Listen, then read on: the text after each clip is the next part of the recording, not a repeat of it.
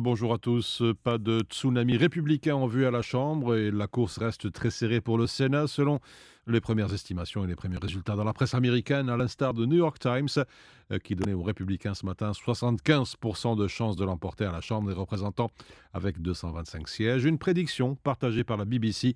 Les républicains sont de plus en plus optimistes quant à une victoire à la Chambre basse, écrit le média britannique, alors que les premiers résultats semblent pencher en leur faveur. La vague républicaine, elle ne se manifeste pas pour autant, écrit le Financial Times.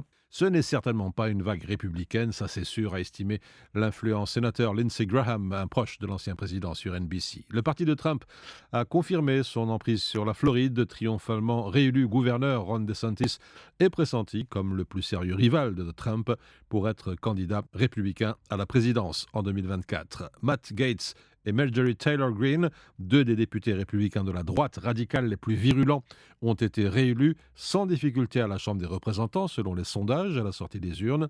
Gaetz est pourtant mis en cause dans un dossier d'exploitation sexuelle de mineurs. Et puis, Wes Moore devient le premier gouverneur afro-américain du Maryland, le troisième gouverneur afro-américain élu dans le pays, selon la National Public Radio, tandis que Maura Healey, dans le Massachusetts, sera la première femme et la première personne ouvertement gay élue au poste de gouverneur, se félicite pour sa part de Boston Globe.